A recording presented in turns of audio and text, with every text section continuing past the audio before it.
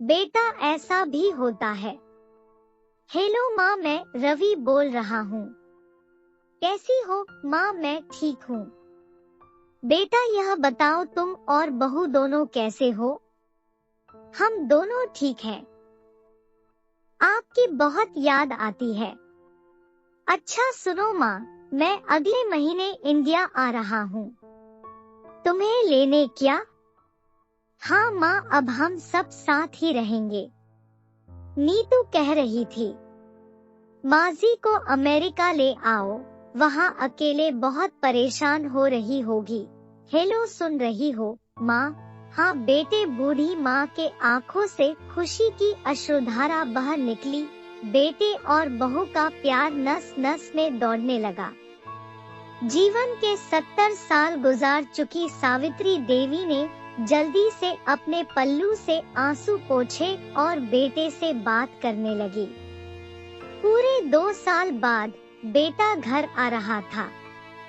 बूढ़ी सावित्री ने मोहल्ले भर में दौड़ दौड़ कर ये खबर सबको सुना दी। सभी खुश थे कि चलो बुढ़ापा चैन से बेटे और बहू के साथ गुजर जाएगा। रवि अकेला ही आया था। उसने कहा कि माँ, हमें जल्दी वापस जाना है, इसलिए जो भी रुपया पैसा किसी से लेना है वह लेकर रख लो, और तब तक मैं किसी प्रॉपर्टी डीलर से मकान की बात करता हूँ। मकान? माँ ने पूछा। हाँ माँ, अब ये मकान बेचना पड़ेगा, वरना कौन इसकी देखभाल करेगा? हम सब तो अमेरिका में ही रहेंगे। बूढ़ी आंखों ने मकान के कोने कोने को ऐसे निहारा जैसे किसी अबोध बच्चे को सहला रही हो। आनन फानन में रवि ने मकान बेच दिया। सावित्री देवी ने वो जरूरी सामान समेटा जिससे उनको बहुत ज्यादा लगाव था। रवि टैक्सी मंगवा चुका था। एयरपोर्ट पहुंचकर रवि ने कहा, माँ तुम यहाँ बैठो, मैं अंदर जाकर सामान की जांच, बोर्डिंग और वीजा का काम निपटा लेता हूँ। ठीक है बेटे।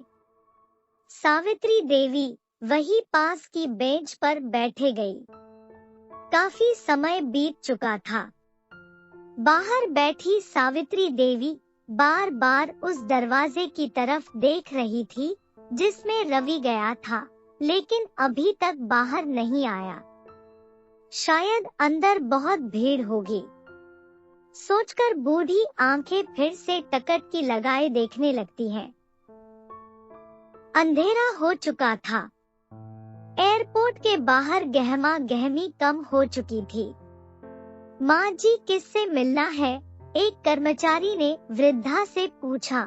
मेरा बेटा अंदर गया था टिकट लेने, वह मुझे अमेरिका लेकर जा रहा है।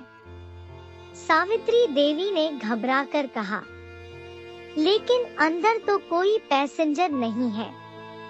अमेरिका जाने वाली फ्लाइट तो दोपहर में ही चली गई है। क्या नाम था आपके बेटे का? कर्मचारी ने सवाल किया। सावित्री के चेहरे पर चिंता की लकीरें उभर आई।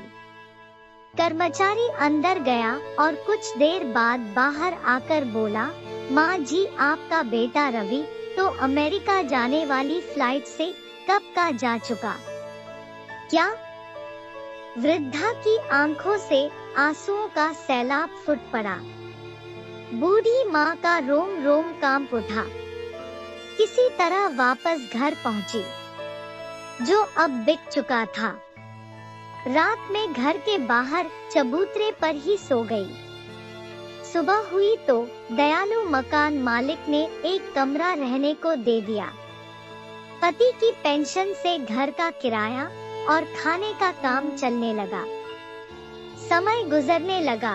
एक दिन मकान मालिक ने वृद्धा से पूछा, माँ जी, क्यों नहीं आप अपने किसी रिश्तेदार के यहाँ चली जाए? अब आपकी उम्र भी बहुत हो गई है, अकेले कब तक रह पाएंगी?